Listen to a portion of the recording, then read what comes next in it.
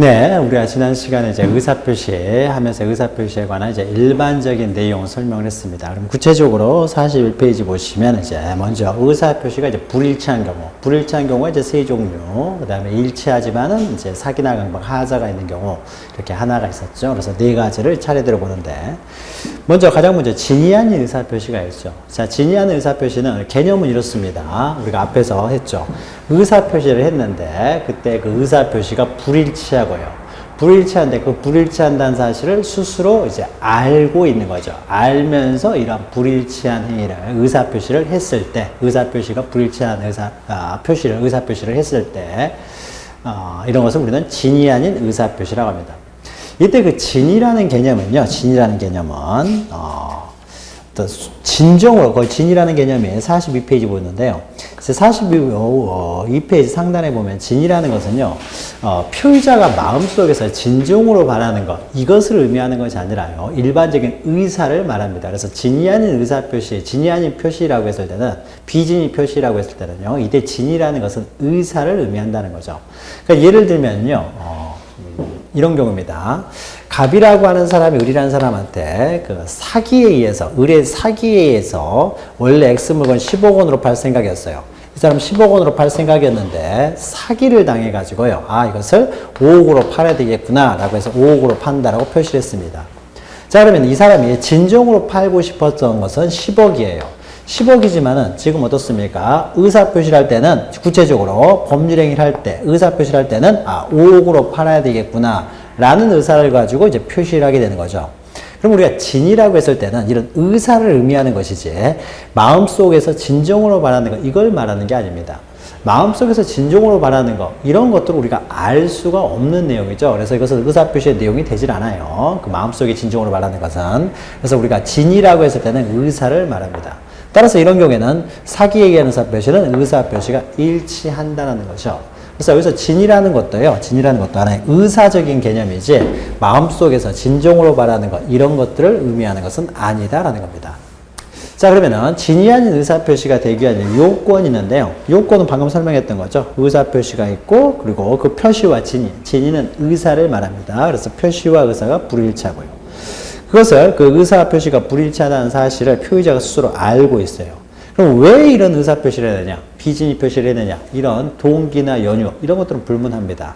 이런 것들은 그냥 불문하고요. 연유나 동기는 불문하고 이러한 1, 2, 3의 요건을 갖추게 되면 이제 비진이 표시가 된다는 거죠. 자, 비진이 표시가 됐을 때의 효과입니다. 효과.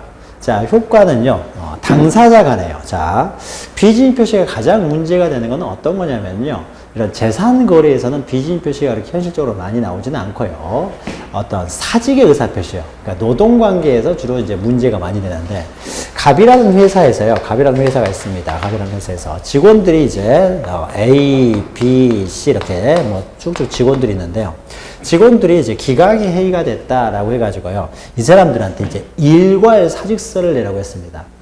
자, 고용관계를 해지하는 것을 우리는 해고라고 하는 거죠. 고용관계를 일방적으로 이제 해지하는 걸 해고라고 하는데요. 해고는 이 노동자들의 어떤 인권보호, 생존권 보호를 위해서 해고는 법에서 규정한 엄격한 요건하에서만 해고를 할 수 있지 함부로 해고를 할 수는 없습니다. 마음대로 해고를 하지는 못해요. 그래서 마음대로 해고하지는 못합니다. 그래서 그러나 이건 가능하겠죠. A라는 사람이 사직의 의사표시, 내가 언제든지 나 그만두겠다. 이건 사직의 의사표시는 자유롭게 할 수가 있습니다. 그러면 사직의 의사표시를 했을 때 갑 회사에서 이제 수리해버리면 이제 면직되는 거죠.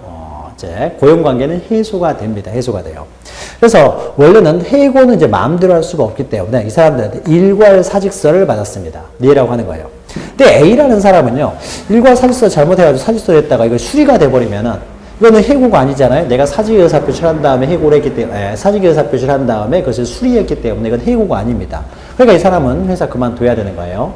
그래서 이 사람이 자기는 사직서를 내고 싶지가 않았어요. 그런데 다른 사람 다 일괄 사직서 해가지고 다 사직서 내고 있는데 A만 사직서 안 내면은 자기가 또 찍힐 거 아니에요. 그래서 이 사람이 사직한다고 사직의 의사표시를 했습니다. 자, 사직의 의사표시를 했고요. 거기에 대해서 이 사람이 승낙을 했습니다. 승낙을 해가지고 사직의 의사표시에 대해서요. 수리가 됐다라는 거죠. 수리가 됐습니다. 수리가 됐어요. 사직 의사표시를 했는데요. 이거부터 해야죠. 사직 의사표시를 했습니다. 그런데 다 사직의 의사표시를 했는데요. 회사에서 갑의 것만 수리를 해버린 거예요. 수리를 해버렸습니다. 자, 갑의 것만 수리가 됐으니까 이것은 사직을 하고 수리했기 때문에 이 사람은 더 이상 회사를 다닐 수가 없게 되겠죠. 없게 되겠죠. 이때 그 사직의 의사표시가 과연 유효하냐의 문제가 생깁니다. 사직의 의사표시가 유효하면 수리도 정당한 것이기 때문에 이 사람은 면직이 되겠죠. 면직됩니다. 회사를 다닐 수가 없어요. 근데 만약에요, 사직의 의사표시가 만약에 완전하게 효력이 발생하지 않는다면 사직의 의사표시 없이 수리를 했기 때문에 이것은 부당해고가 됩니다. 부당해고가 되니까 이것은 회사를 계속 다닐 수가 있게 되는 거죠. 자, 그러면 이때 사직의 의사표시를 보죠. 자, A라는 사람은요, 사직하고 싶은 생각이 전혀 없었습니다. 없었지만은, 일괄 사직서를 회사에서 내라고 하니까, 회사의 방침에 따라서 일괄 사직서 내라고 하니까, 자기의 의사와 달리요. 이 사람의 의사는 어떻습니까? 사직의 의사를 전혀 없었음에도 불구하고 사직서를 냈기 때문에 표시는 어떻습니까? 사직의 표시를 한 것이죠. 자, 그러니까 의사 표시가 불일치한 거죠. 자, 불일치하는 행위를요, A가 스스로 알면서 이루어진 거죠. 일부러, 스스로.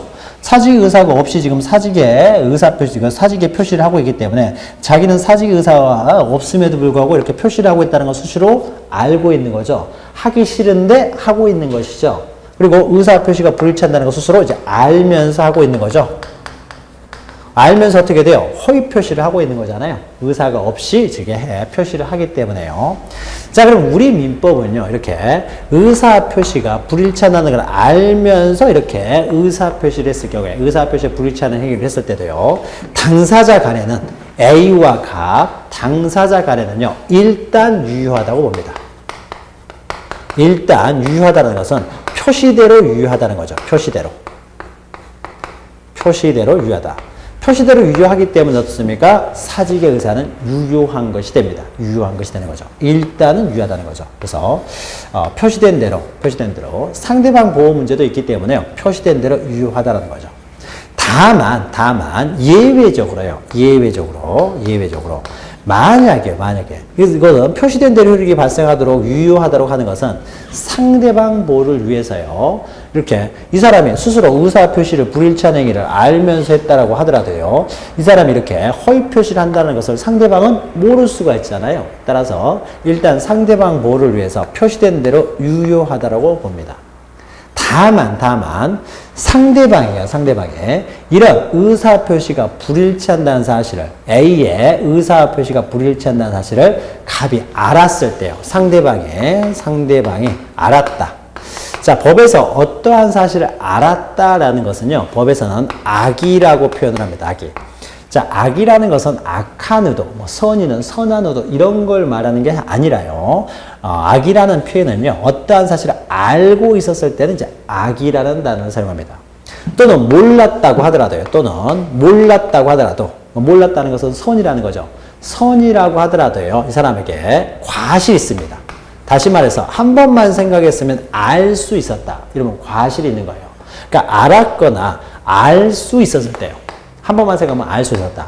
그러면은 상대방의 이런 비진입 표시를, 이것은 상대방을 보호하는 거예요. 상대방을 보호하기 위해서 일단 비진입 표시를 했다고 하더라도 상대방 보호를 위해서 일단 표시된 대로 유효하다라고 보지만은, 상대방의 그런 비진입 표시를 알았거나 알 수 있었다면은 상대방을 보호할 필요성이 사라졌기 때문에 이런 경우에는 비진입 표시를 무효로 봅니다. 그러니까 표시된 대로 효력이 발생하지 않는다라는 거죠. 무효가 됩니다. 자, 그러면 이렇게 생각해 보죠. 자, 이런 걸 보죠. 만약에 이제 갑이라고 하는 사람이 이렇게 되는 거죠. 갑이라는 사람이 재산행위에 있어서는 비진입 표시가 이렇게 많이 등장하는 건 아닙니다만은, 자, 갑이라고 하는 사람이요, X라는 물건, 도자기를 하나 가지고 있어요. 도자기를 하나 가지고 있다고 해보죠. 을이라는 사람이 굉장히 그걸 좋아하고 탐냅니다. 그래서 굉장히 친하고요, 그걸 꼭 갖고 싶어해요. 싶어하기 때문에 갑이라는 사람이 정말로 줄 증여 의사는 없었어요. 증여에 의사는 없었지만은, 그래, 네가 그렇게 원하면은 내가 줄게라고 표시를 했어요. 주겠다라고 표시를 했습니다. 증여에 표시를 했다는 거죠. 자, 그러면 이것은 비진입 표시가 되겠죠. 줄 생각이 없이 준다라고 했으니까요. 그리고 이건 스스로 알고 있는 거죠. 의사 표시가 불일치한다는 사실을 자기 줄 생각이 없는데 그냥 주겠다라고 표시를 한 것이죠. 자, 이랬을 때요. 자, 을이라는 사람 입장에서는, 을이라는 사람은 주겠다라고 하니까 어떻게 돼요? 고맙다라고 했죠. 이 사람의 의사표시가 불일치한다는 사실은 이 사람은 일반적으로 잘 모르겠죠. 모르는데 뭐 특별한 과실이 없었으면요. 이런 경우에는 표시된 대로 유효하다라는 거죠. 표시된 대로 유효하다. 이 상대방을 보호하기 위해서 표시된 대로 일단 유효하다라는 겁니다. 유효하다는 거죠. 표시된 대로 유효하기 때문에요. 징역이약은 유효하기 때문에 갑원들에게 X 물건을 넘겨줘야 될 의무를 부담하게 됩니다. 그런데 만약에 을이라는 사람이 이런 의사표시가 불일치한다는 사실을 알았거나 또는 한 번만 생각해보면 알 수 있었다. 이런 경우에는 어떻습니까? 그 표의자를 보호해줘야 되겠죠. 상대방에 대한 보호 가치가 사라지기 때문에요. 그러니까 비진입 표시를 했을 때 표시된 대로 효력이 발생하게 되면 상대방은 보호되지만 표의자는 보호가 안 되겠죠? 보호가 안 됩니다. 그런데 만약에 상대방이 악의 또는 과실이 있을 경우에 알았거나 알 수 있었다라고 했을 때요. 이런 비진입 표시를. 이럴 경우에는 상대방을 보호할 필요성이 없어지기 때문에 이때는 표의자를 보호해서 이 의사표시는 무효로 한다라는 겁니다. 무효로 한다. 자, 그래서 상대방에 따라서 이제 달라지게 되는 거죠. 자, 그러면은, 요런 경우는 어떻겠습니까? 요런 경우에는. 만약 을이라는 사람이 요런 경우에는 몰랐고 모르는데 과실이 없었으면은 유효하기 때문에 갑원들한테 X부분을 넘겨줘야 될 의무를 부담합니다. 그런데 요런 경우는 어떻습니까? 요런 경우에는 갑이라는 회사에 어떻습니까? 회사 방침에 따라서 일괄 사직서를 제출하도록 했어요. 그래서 A라는 사람이 사직서를 제출했으면은 회사는 어떻습니까? 이 사람들이 실질적으로 사직의 의사가 없이 어떻게 됩니까? 사직서를 회사 방침에 따라서 냈다라는 사실을 충분히 알았고 알 수가 있었던 것이죠. 따라서 상대방이 알았거나 알 수 있었기 때문에 이런 경우에는 사직의 의사는 무효가 되는 거죠. 사직의 의사가 무효가 되기 때문에 수리해봤자 아무런 효력이 발생하지 않는 것이고요. A는 면직되지 않는다. 회사를 계속 다닐 수 있게 되는 것이죠. 자, 그래서 당사자 간의 효과 보시면요. 자, 의사표시는 그 의사표시의 효과에, 그러니까 비진입 표시는 의사표시 효과에 영향을 미치지 않는다. 즉, 표시된 대로 일단 효력이 발생합니다. 이게 원칙이에요.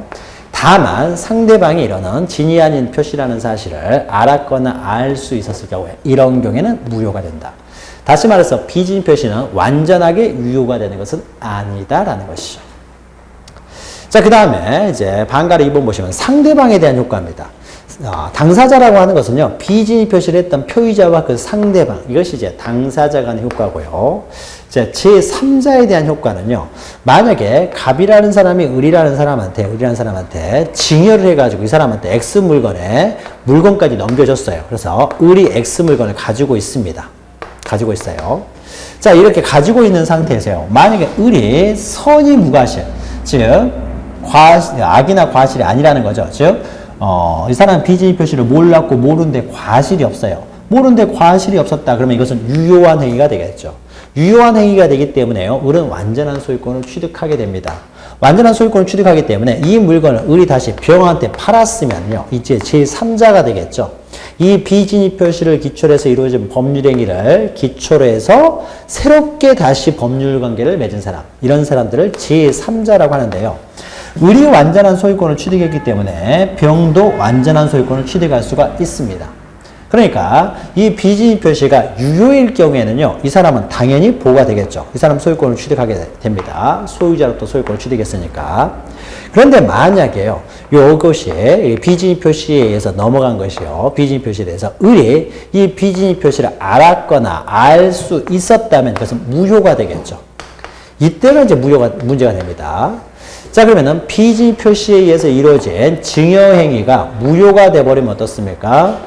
무효가 됐기 때문에 소유권이 넘어갔다고 하더라도 이전 등기 또는 물건의 인도, 동상 같은 경우는 인도가 되었다고 하더라도요, 원인 행위가 무효가 되기 때문에요, 을은 등기나 인도가 있다고 하더라도 소유권을 취득하지 못하게 됩니다. 소유권을 취득하지 못하게 되는 거죠. 자, 그러면은 소유자가 아닌 사람으로부터 소유권을 넘겨받은 사람이니까 이 사람도 소유권을 취득할 수가 없게 되겠죠.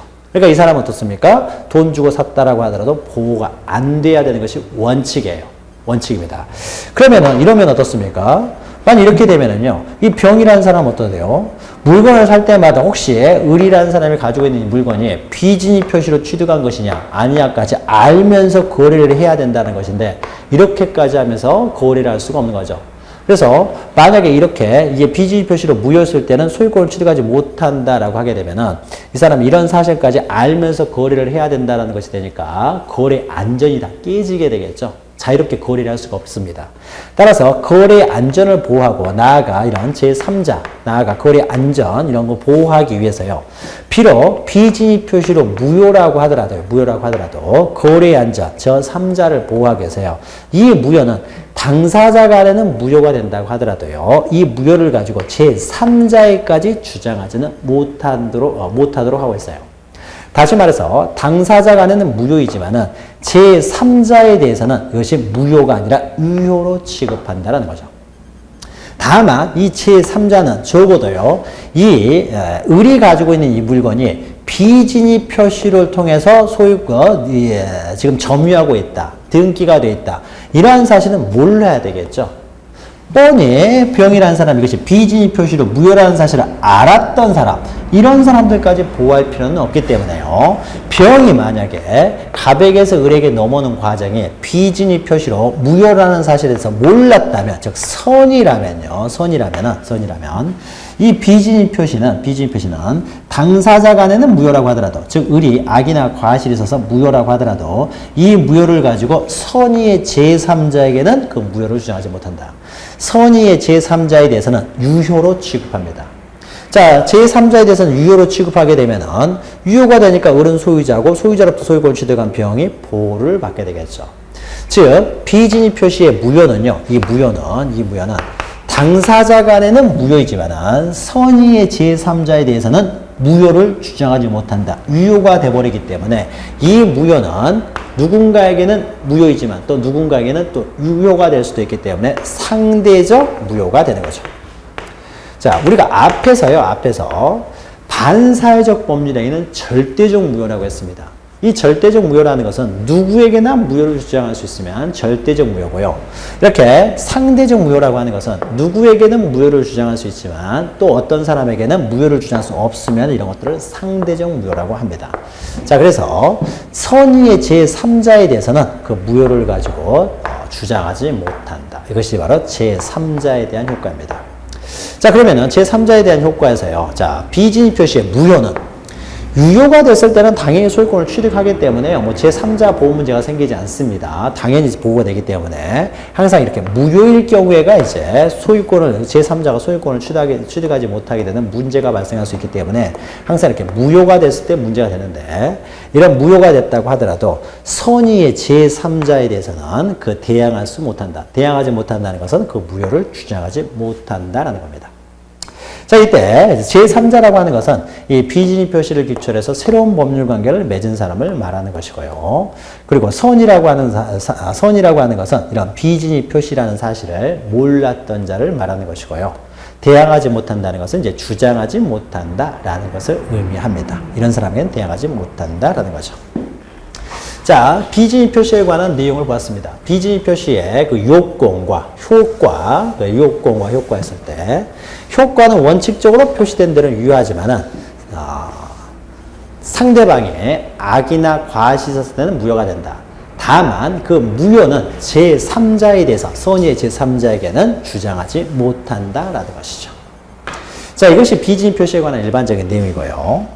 자, 통정호의 표시는 이제 서로 짜고 비진입 표시를 하게 되면 우리는 통정호의 표시라고 합니다. 자, 통정호의 표시의 예는 이런 걸 한번 생각할 수가 있어요. 자, 갑이라는 사람이 X 부동산을 가지고 있습니다. X 부동산을. 자, 부동산을 가지고 있는데, 이 갑에 대해서는 A라는 채권자가 있습니다. 이 사람이 한 10억 원의 채권을 가지고 있어요.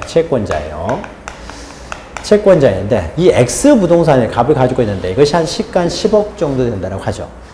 자, 그러면 갑이 A한테 10억 원의 채무를 변지하지 않으면 A라는 사람은 X 부동산을 이제 경매를 해가지고 채무자 소유 부동산을 경매해서 10억 원을 자기가 가져갈 수가 있어요.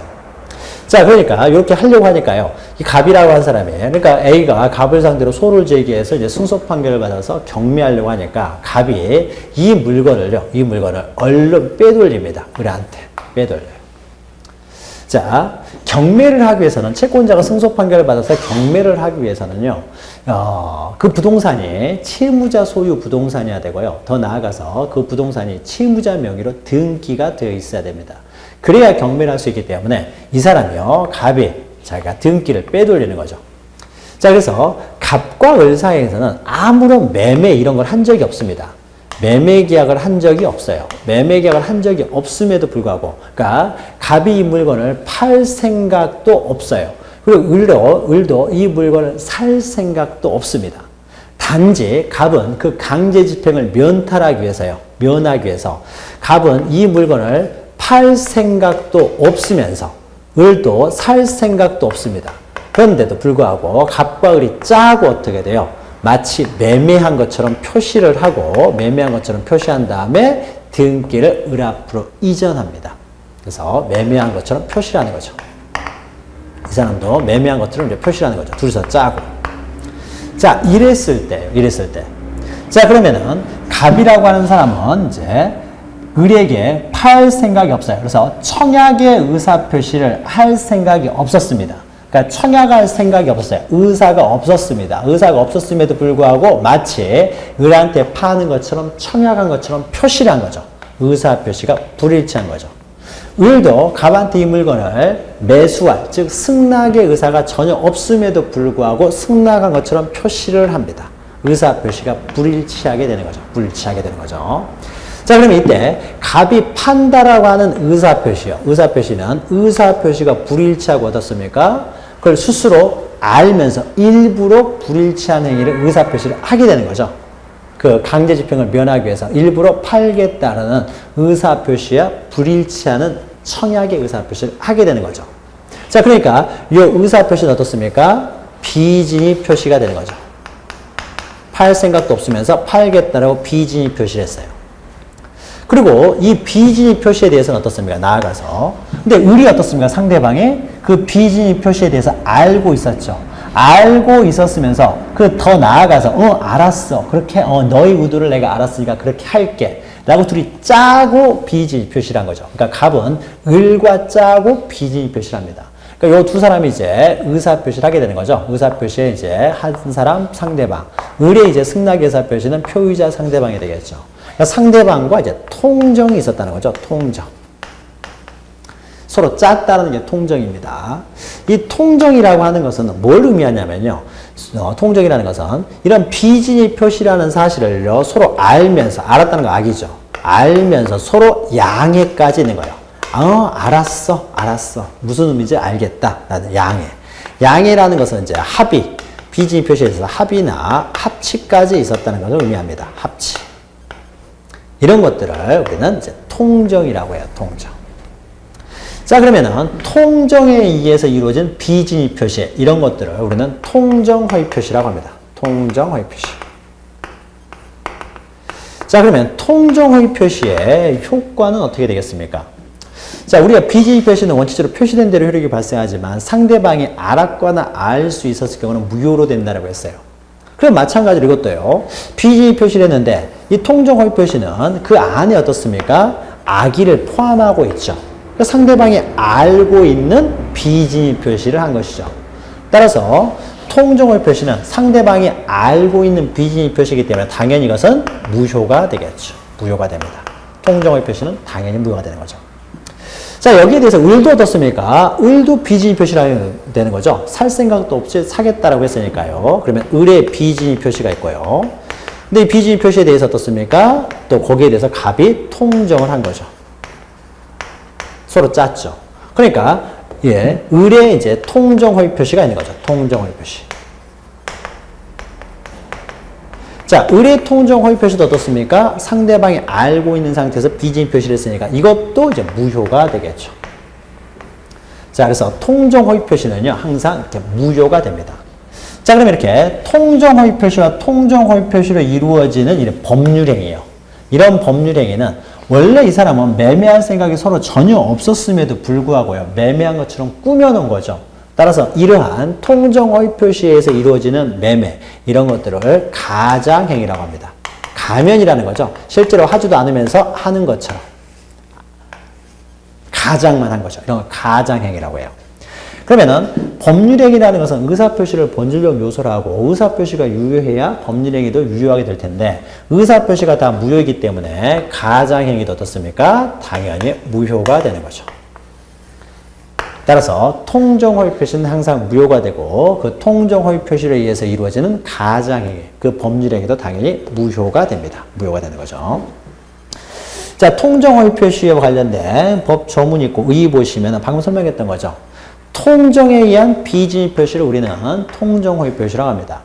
그리고 43페이지 보시면 통정의 개념이 있죠. 통정이라는 것은 그 상대방의 비진입 표시를 알면서 나아가 합의, 합치, 양해까지 있었을 때 이것을 우리는 통정이라고 하는 거죠. 그리고 통정허위 표시에서 이루어지는 법률행위를 가장행위라고 한다. 자, 양가로 2번 통정허위 표시의 요건은요. 비진입 표시 요건 플러스 통정만 들어가면 되는 거죠. 그래서 반가로 1, 2, 3, 5번에 있는 것은 비진입 표시에 있는 내용과 동일한 내용이고 4에 있는 상대방이 통정할 것, 통정만 하나 플러스 내면 되는 거죠. 그러면은 통정허위 표시가 됩니다. 자, 통정허위 표시가 됐을 때 당사자 간의 효과 방금 설명했죠.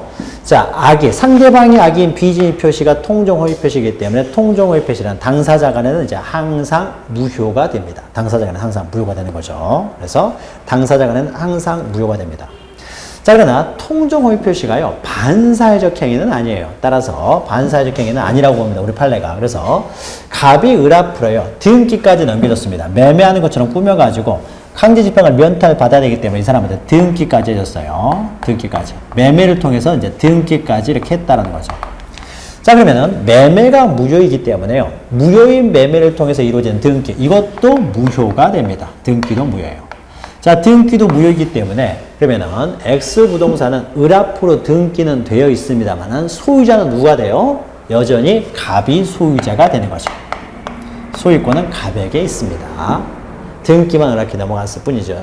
따라서 이건 무효이기 때문에 어떻습니까? 이행하기 전에는 이행할 필요가 없지만 이행한 이후에는 반환을 청구할 수 있다고 했죠.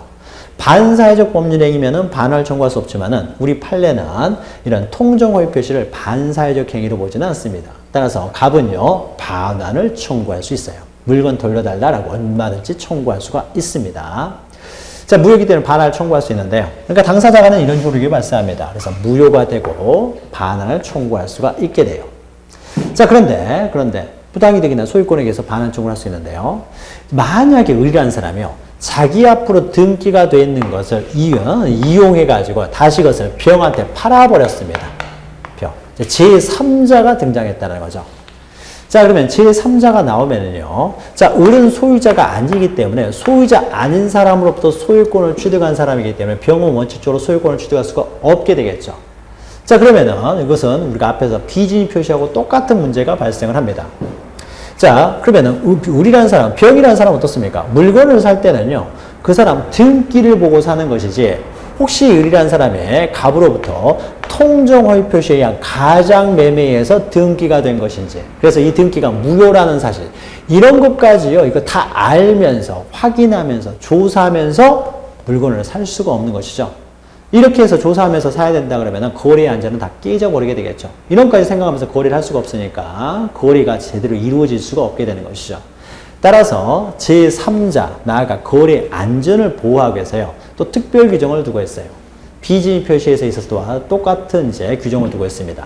그래서 원래 병은 소유권을 취득할 수 없어야 되지만은 만약에 병이라는 사람이 갑에게서 을에 넘어오는 것이 비진입 표시에 의한 통정허위 표시, 그러니까 통정허위 표시에 의해서 이루어진 가장매매, 무효인 가장매매에서 이루어졌다라는 사실을 몰랐을 때요. 즉 선이었을 때. 뻔히 알면서, 무효라는 사실을 알면서 취득한 사람까지 보호할 필요는 없겠죠. 그래서 몰랐을 경우에 선의인 경우에는 이 사람은 보호를 해줍니다. 다시 말해서 당사자 간의 통정허위 표시가 무효라고 하더라도요, 이 무효인 행위는 선의의 제3자에게는 주장하지 못한다. 선의의 제3자에 대해서는 이것을 유효로 취급해가지고요, 을이 소유자로 취급해버립니다.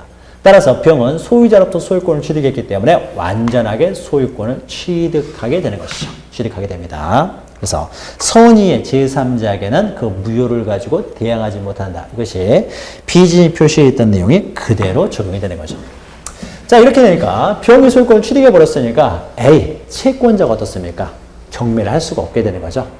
근데 만약에요, 병도 악이었다 그러면 어떻게 됩니까? 병이 악이었으면 병도 소유권 취득하지 못하고요. 을도 소유권 취득하지 못하고 여전히 갑이 소유자이기 때문에 A가 경매를 할 수가 있게 되겠죠.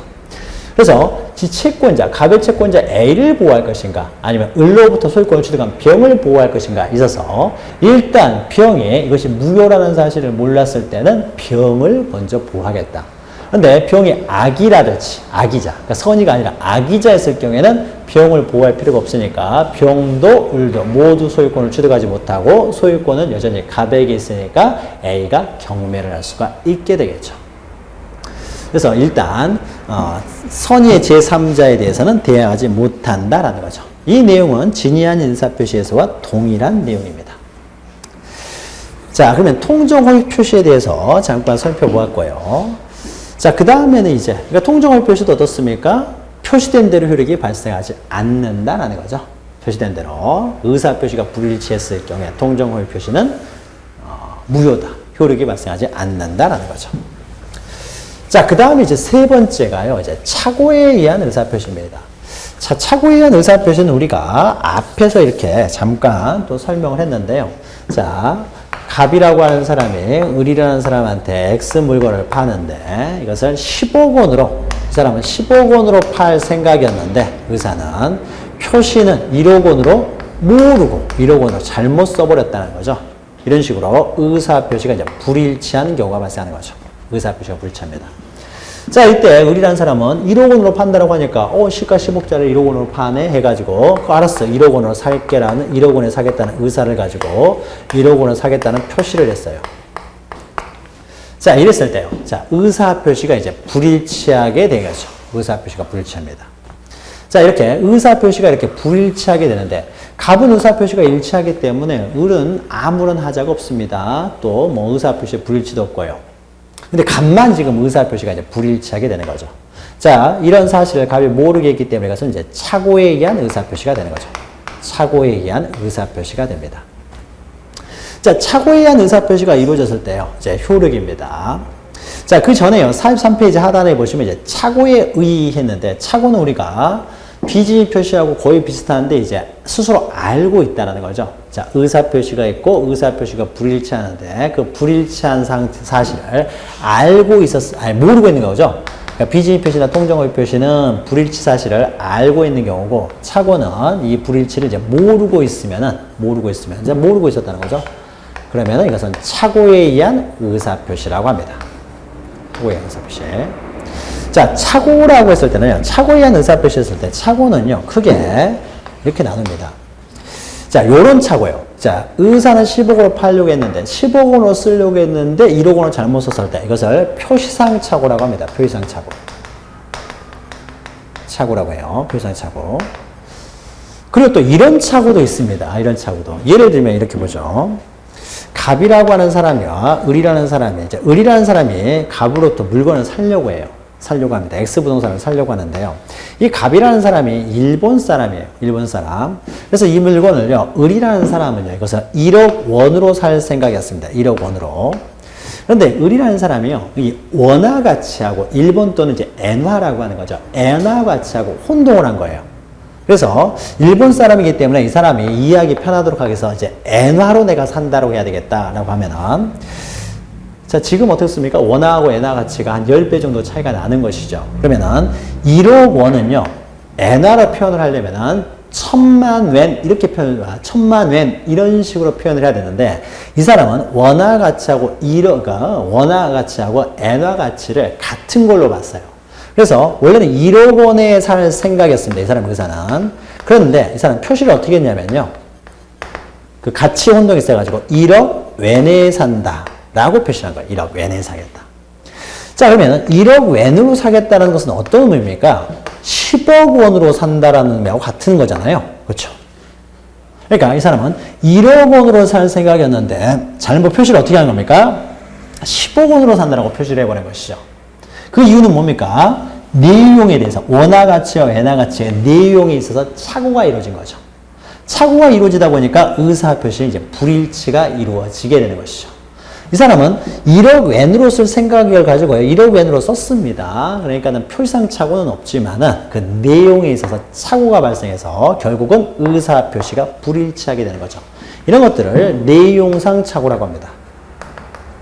그런데 현실에 있어서는요, 이거는 의사 표시가 불일치하는 거죠. 의사와 표시가 이제 불일치합니다. 근데 현실에 있어서는요, 이렇게 표시상 착오나 내용상 착오가 발생하는 경우는 현실은 거의 없습니다. 계약서 쓸 때 어떻습니까? 아라비아 숫자로 쓰지 않고요. 한글로 쓴다든지 뭐 한자어를 섞어서 사용하다 보니까 이런 일은 발생하지 않고요. 만약에 아라비아 숫자로 쓴다 그러면 어떻습니까? 계약서를 몇 번을 다시 보겠죠? 몇 번을 다시 보게 되니까 사실 이런 일이 발생할 일은 없어요. 또 국제적인 어떤 거래를 한다고 했을 때 원화 가치와 엔화 가치 이렇게 혼동이 이루어진다는 것도 거의 없습니다. 일반인들도 이런 실수는 잘 안 해요. 안 하기 때문에 모르면 물어서 하는 것이고요. 하기 때문에 이런 실수는 거래에서는 거의 없습니다. 따라서 표시상 착오나 내용상 착오는요. 현실에서는 거의 존재하지 않아요. 현실에서 존재하는 것은 이런 것이 존재합니다. 예를 들면 갑이라는 사람이요. X 토지를 살려고 합니다. 이게 토지예요. 이제 을이라는 사람이 X 토지를 살려고 해요. 이걸 15억 원으로 살 생각을 합니다.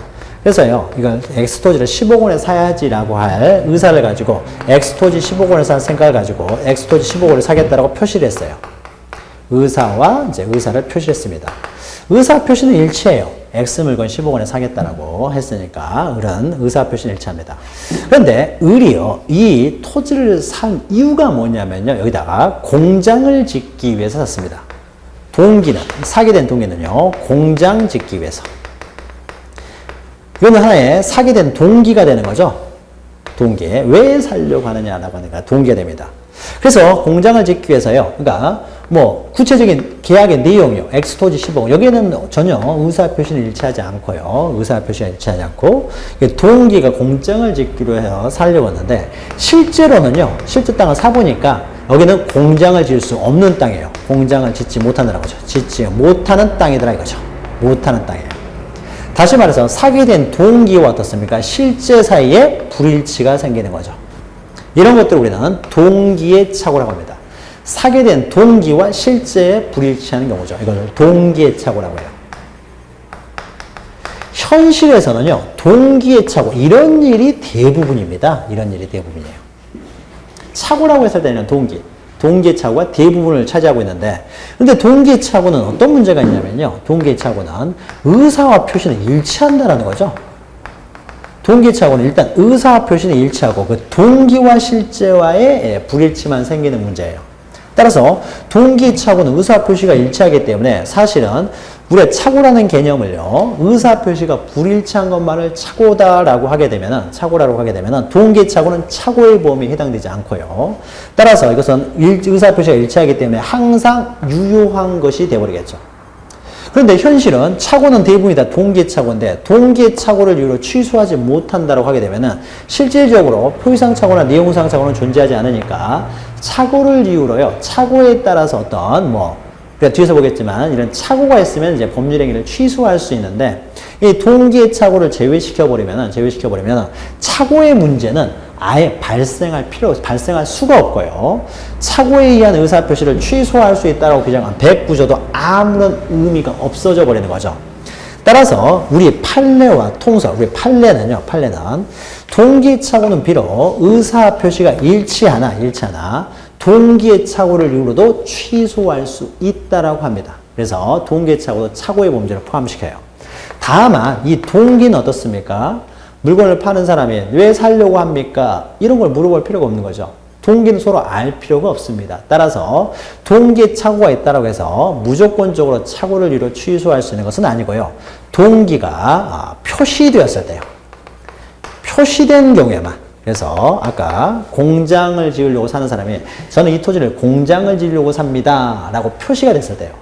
그러면은 파는 사람은 어떻습니까? 알겠죠. 이 땅을 공장을 지을 수 있는지 없는지에 대해서. 따라서 공장을 지을 수 없다는 걸 뻔히 알면서도 팔았어요. 공장을 지으려고 산다는 걸 뻔히 알면서도 알면서도 팔았을 때 이럴 때는 이제 그 동기착오를 이유로 공장을 지으려고 땅을 샀던 사람이 취소할 수 있다는 거죠. 그래서 이렇게 표시된 경우에만 취소할 수가 있다는 거죠.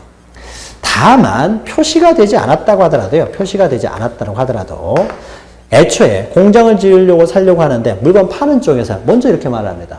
이 땅은 아파트도 지을 수 있고요, 공장도 지을 수 있고 다 할 수 있는 땅이래요. 그러니까 이 사람은 굳이 나는 공장을 지으려고 삽니다라고 표시할 필요가 없었겠죠. 따라서 표시가 되지 않았다라고 하더라도요, 상대방에 의해서 동기착오가 제공됐을 때요. 이런 경우에는 표시되지 않았다고 하더라도 이런 경우에는 동기착오를 이유로 취소할 수 있다라는 겁니다. 그래서 동기착오가 사실은 중요합니다. 현실착오는 대부분의 동기착오예요. 실제로 판례들도요, 다 동기착오와 관련된 판례들이지 표상착오나 내용상착오는 현실에서 거의 존재하지 않는다라는 것이죠. 자, 그러면은 이제 양가로 2번요. 자, 이런 착오가 발생했습니다. 그러면 착오가 발생을 하게 되면요. 착오가 발생하면은 그 법률 효과로서요. 뒤에서 보겠지만 일단은 착오가 발생했다고 하더라도 일단 표시된 대로요. 이 사람의 착오가 발생했다는 사실을 상대방은 모르겠죠. 그 사람이 내용상 착오, 표시상 착오가 있었다는 사실, 동기착오가 있었다는 사실, 동기착오도 표시되지 않으면 우리 입장에서는 이 사람이 착오가 있었다는 사실을 이제 모를 수가 있는 것이죠. 따라서 모를 수가 있기 때문에요. 일단 착오가 있다고 하더라도요. 상대방과 거래 안전을 위해서 일단은 유효하다고 합니다. 착오가 있다고 하더라도 일단은 유효하고요. 다만 예외적으로 착오를 이유로요. 그러니까 일단은 유효하지만 착오를 이유로 그 표의자는 의사표시가 불일치한데도 불구하고 표시된 대로 효력이 발생하게 되면 이건 표시대로죠. 발생하게 되면은 표의자는 또 예상하지 못한 손해를 발생할 수 있기 때문에 예외적으로 이제 취소할 수 있다고 합니다. 취소할 수 있다는 거죠. 법은 이렇게 규정하고 있어요. 자, 그러니까 원칙적으로 표시대로 유효하지만은 예외적으로 착오가 있으면은 취소할 수 있다는 것인데, 그러면은 착오가 있다라고 해서요, 내가 미안하다, 내가 잘못했다, 이런 식으로 취소를 해버리면은 우리는 법률 얘기를 할 때 어떻습니까? 이 사람이 착오가 있는지 없는지부터 확인해야 되고 거래 안전이 깨지게 되겠죠. 그리고 우리하고 전혀 상관없이 표의자 스스로 착오가 있었는데 착오가 있었다는 사실만으로 무조건 취소를 하게 되면 상대방 보호가 안 되기 때문에 착오가 있다고 해서요, 무조건 취소할 수 있는 건 아니고요. 플러스해서 두 가지 요건을 더 필요로 합니다. 그래서 첫 번째 착오가 이제 기본적으로 착오가 있어야 되고요. 나아가서 두 가지 요건을 더 필요로 합니다. 이 착오가요, 중요 부분에 착오했을 때요. 중요 부분의 착오가 아니면은 취소하지 못하도록 하고 있어요. 중요 부분. 여기서 중요 부분이라고 하는 것은요, 이제 어떤 경제적인 어떤 손해, 불이익을 받게 되면 이것을 이제 중요 부분 착오라고 합니다. 10억을 1억으로 잘못 썼으면 어떻습니까? 9억 원의 손해가 발생하잖아요. 이런 것들은 이제 주요 부분에 이제 착오가 됩니다. 다만 중요 부분에 착오가 있다고 하더라도요. 그러니까 아까 뭐 공장을 지으려고 했는데 공장을 짓지 못한다. 이런 경제적인 불이익을 받기 때문에요. 이런 것들도 만약에 동기가 표시만 됐다라면 동기 착오로 취소할 수가 있습니다. 다만 또 하나 요건이 필요한데요. 중요 부분의 착오라고 하더라도요. 이 표의자에게 중대한 과실을 썼을 때요. 그러니까 조금만 생각해 보면 쉽게 알 수 있는 아주 중대한 과실을 썼을 때요. 이러면은 표의자에게 중대한 과실이 있었을 경우에 이런 경우는 표의자를 강하게 보호할 필요가 없기 때문에요. 이런 경우는 취소하지 못하도록 합니다. 즉 표의자에게 중과실이 없어야 돼요. 없을 거. 요게 필요합니다. 표의자에게 중과실이 없어야 돼요. 그래서 아까 우리 공장을 지으려고 땅을 샀는데 알고 보니까 공장을 짓지 못하더라 라고 하는 것은 그 동기가 표시가 됐으면은 중요 부분의 착오니까 취소할 수 있을 것처럼 보이지만은, 자, 어떤 토지가 공장을 지을 수 있느냐 없느냐는요, 구청에 관공서에 전화 한 통화만 해보면은요, 이 토지는 몇 번째 토지가 공장을 지을 수 있습니까 없습니까 물어보면요, 쉽게 알 수가 있어요. 관공서에 전화 한 통화를 해보면. 근데 그 전화 한 통화를 안 했다라는 것은요, 중대한 과실이 있다라고 봅니다. 따라서 그런 경우에는요, 중대한 과실이 있기 때문에 취소를 하지 못하도록 하고 있어요. 그래서 착오를 이루 취소하기 위해서는요. 그러니까 일단 착오에 의한 의사표시를 일단 유효하지만 다만 취소할 수가 있는데 취소를 하기 위해서는 착오 이외에도 중요 부분에 착오해야 되고 중대한 과실이 없어야 되는 두 가지 요건이 갖추어졌을 때만 취소할 수가 있다는 것이죠. 자, 그래서 취소권 발생 요건 해가지고요. 반가리 1번 보시면 법률행위 내용의 중요 부분의 착오, 그리고 반가리 2번에 중과실이, 표의자의 중과실이 없어야 된다. 중과실의 기인해서는 안 된다라는 겁니다. 이런 것들 요건을 갖춘다. 자, 이런 요건을 갖췄을 때 이제 반가리 1번 당사자 간의 효과가 있어요. 자, 취소할 수는 있습니다. 그럼 취소할 수 있다는 것은요, 일단 유효하다라는 거죠. 그러니까 무효가 되는 것은 아니고 일단 유효하고 취소할 수 있다. 자, 취소할 수 있다는 것은요, 취소를 안 해도 상관없습니다. 그러니까 안 하면 그냥 유효가 될 것이고요. 일단 유효하지만 이제 취소할 수 있다. 그래서 취소를 하게 되면 비로소 이제 무효가 됩니다. 없었던 것으로 한다는 것이죠. 그러면 당사자 간에는요, 갑과 을사의 관계에 있어서는 이것이 중요 부분의 착오고 중과실이 없다라고 했을 때는요, 갑은 을을 상대로 취소할 수가 있습니다. 취소할 수가 있어요. 그럼 취소를 해가지고 물건을 이행하기 전이면 이행할 필요가 없고 이행 후에는 반환을 청구할 수가 있습니다. 그런데 만약에요, 물건을 먼저 넘겨준 다음에 나중에 돈을 받았는데, 돈을 받게 됐는데 받으려고 왔더니 을이라는 사람이 1억만 들고 왔더라 이거죠. 그러니까 왜 1억만 들고 왔느냐 했더니 계약서 1억으로 돼 있어서 1억만 들고 왔습니다 라고 해가지고 이제 와서 이제 취소를 하려고 합니다. 취소를 하려고 했는데요, 이미 을이라는 사람이 병이라는 사람한테 이 물건을 팔아버렸어요. 그래서 이 사람한테 등기까지 모두 해줘 버렸습니다. 등기까지. 그래서 을 앞으로 등기가 된 상태에서 등기까지 해줬어요. 자, 그럼 이제 또 제3자에 대한 효과가 되겠죠. 자, 갑이 을을 상대로 취소를 하지 않으면요, 유효하고요. 이 법률행위 매매가 유효하면 등기도 유효하기 때문에 소유자로부터 소유권을 취득한 병은 당연히 소유권을 취득을 통해서 보호가 됩니다. 그런데 만약에 취소를 했을 때요, 취소를 해버리면 이 두 사람 사이가 이제 무효가 돼버리는 거죠. 무효가 돼버리면 등기도 무효가 되고, 무효가 되기 때문에 병은 소유자 아닌 사람으로부터 소유권을 취득하기 때문에 소유권을 취득하게 하지 못하게 되는 또 이제 문제가 생기는 거죠. 자, 이래서 우리가 앞에서 했었던 똑같은 내용이 또 나옵니다. 만약에 갑이 을에게 취소를 했다라고 하더라도요, 취소, 상대방이 취소를 했다고 하더라도 이 취소는요, 이 착오에 의한 의사표시에서 이루어진 법률행위를 기초로 새로운 법률관계를 맺은 병, 그리고 그 병이 이 을의 등기가, 을 앞으로 되어 있는 을의 등기가 착오에 의해서 이루어진 법률행위를 기초로 이루어진 등기라는 사실을 몰랐다면, 다시 말해서 선의의 제3자였다면, 이 선의의 제3자에 대해서는 대항할 수 없다. 그 취소를 가지고 대항 못한다라고 이제 똑같은 내용이 또 규정되어 있습니다. 그래서 갑이 을을 상대로 취소를 했다고 하더라도 병은 선이었을 때는 병은 소유권을 계속 유지할 수가 있다라는 거죠. 그래서 제3자에 대한 효과는 다 동일합니다. 자, 그 다음에 이제 네 번째로 이제 사기 강박에 의한 의사표시입니다. 사기 강박에 의한 의사표시. 자, 사기 강박에 의한 의사표시는 우리가 앞에서 보았지만요, 사기나 강박에 의한 의사표시는 의사표시는 일치를 합니다. 의사표시는. 그래서 갑이라고 하는 사람이요, 을에게요, X 물건을 10억 원에 팝니다. X 물건을 10억 원에 팔아요. 이 사람이 이제 표의자입니다. 근데 을이 이렇게 파는 것이요, 사기의 의사표시, 표의자인데, 의사표시를 하는 사람이에요. 하는데, 을의 사기에 의해서 이루어졌을 때, 을의 사기, 당사자, 상대방의 사기에 의해서 이 법률 매매가 이루어졌다. 의사표시가 이루어졌다는 거죠. 팔겠다는 의사표시. 그리고 그 의사표시에 의해서 매매가 이루어졌을 때, 이럴 때는 갑의 입장에서는 의사표시는 일치한다고 했죠. 사기의 의사표시는. 사기의 의사표시는 의사표시는 일치하고 그 의사표시를 형성하게 되는 과정에 있어서의 사기, 형성 과정에 사기가 있었다는 거죠. 의사표시를 형성하는 과정에 어떻게 돼요? 사기가 있었다는 거죠. 자, 이런 경우에도 의사표시가 일치하긴 하지만 이런 것들을 또 완전하기 위해서는 안 되겠죠. 을에게 완전한 권리를 인정해서는 안 되기 때문에 이렇게 의사표시가 일치하고 하더라도 사기나 또는 강박도 발생할 수 있어요.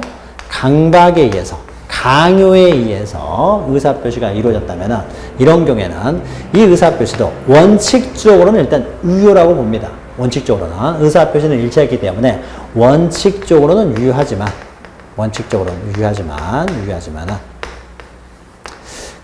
갑은 자신의 의사표시를 사기 강박에 의해서 이루어진 의사표시이기 때문에 이런 의사표시를 예외적으로 어떻습니까?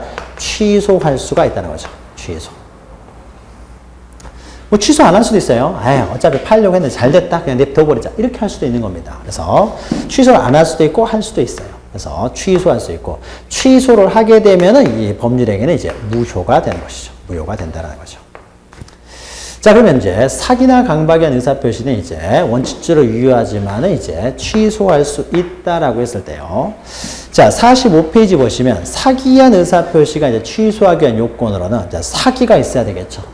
자, 우리 사기치려는 고의에 의해서요. 이제 기망행위. 사기라는 게 속임수죠. 그래서 위법한 기망행위에 의해서. 자, 위법한 기망행위에 의해서 이제 갑이, 그러면, 이렇게라도 팔아야 되겠네. 라고 해서 어떻습니까? 착오에 빠지게 되는 거죠. 자, 사기가 있으면 어떻게 됩니까? 이제 착오에 빠져서 이제 의사표시를 하는 거죠. 자, 그러면은 사기의 의사표시는 항상 이제 착오에 빠져야 되는데요. 이때 착오에 빠진다라고 했을 때 이 착오는요. 표시상 착오나 내용상 착오는 의사표시가 불일치할 때를 우리는 착오라고 표현하기 때문에 이때 이 착오는요. 의사표시는 일치시키는 착오이기 때문에 이때 착오는 동기의 착오를 말합니다. 동기의 착오. 그러니까 법률에게 이런 의사표시를 하게 된 동기에 어떻게 돼요? 착오가 발생하게 되는 거죠. 사기에 의해서 동기의 착오가 발생을 하게 됩니다. 그래서 그 동기의 착오에 의해서 이제 의사표시는 일치하지만 동기의 착오에 의해서 즉 상대방에서 유발된 그 사기에 의해서 동기의 착오를 발생하고 동기의 착오에 의해서 이제 의사표시를 하게 됐다는 거죠. 자, 이런 착오에 빠져가지고 어떤 의사표시를 하게 되면 우리는 사기에 의한 의사표시라고 하고요. 자, 양글 이번에 강박에 의한 의사표시는요, 이제, 기망행위, 사기 대신에 이제 강박이 들어가면 되겠죠. 그래서 강박, 고의를 가지고 유복한 강박행위를 하고요. 이런 강박행위에 대해서 표의자가 이제 공포심을 일으킨 거죠. 여기서는 공포심.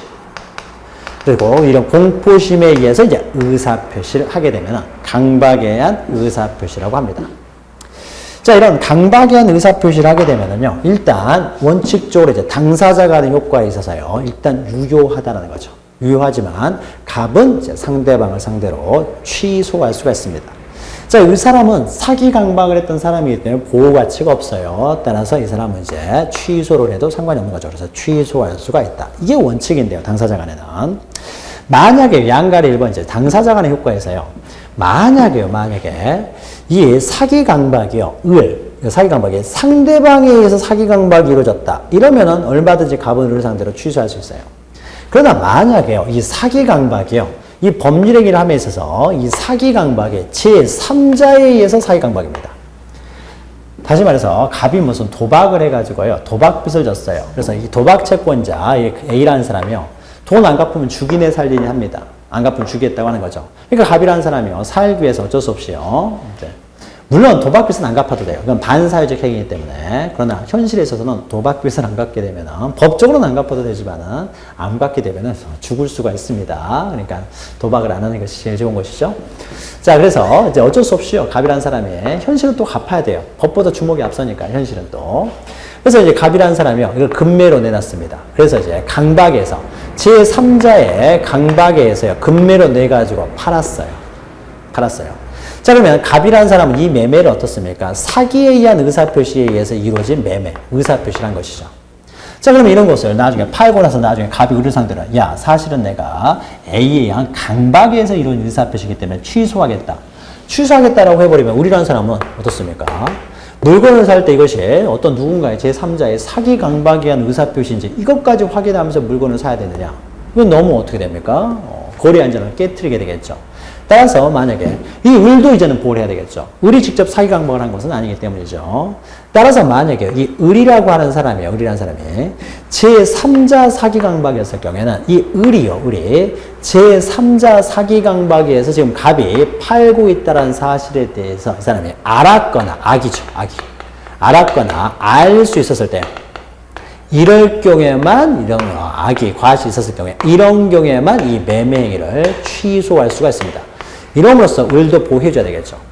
그러니까 을이 뻔히 알았어요. 또 알 수 있었다. 그러면 을을 보호할 필요가 없으니까 취소할 수 있지만은 만약에 을이요 선이 무과실했을 때요.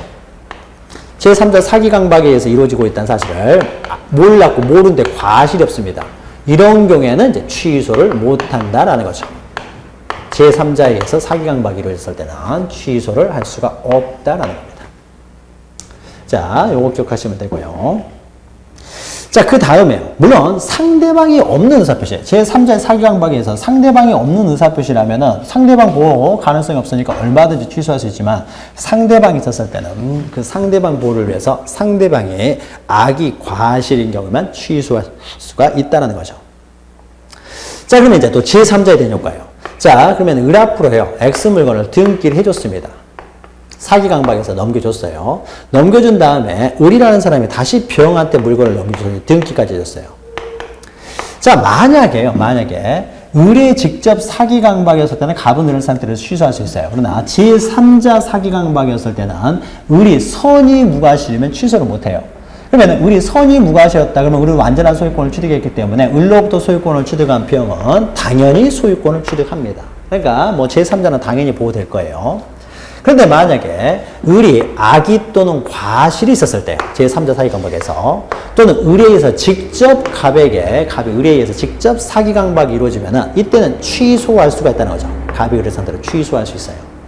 자, 취소를 해버리면은 처음부터 이것은 없었던 것으로 무효가 되기 때문에 어떻습니까? 무효가 되기 때문에 똑같은 문제가 또 발생을 하겠죠.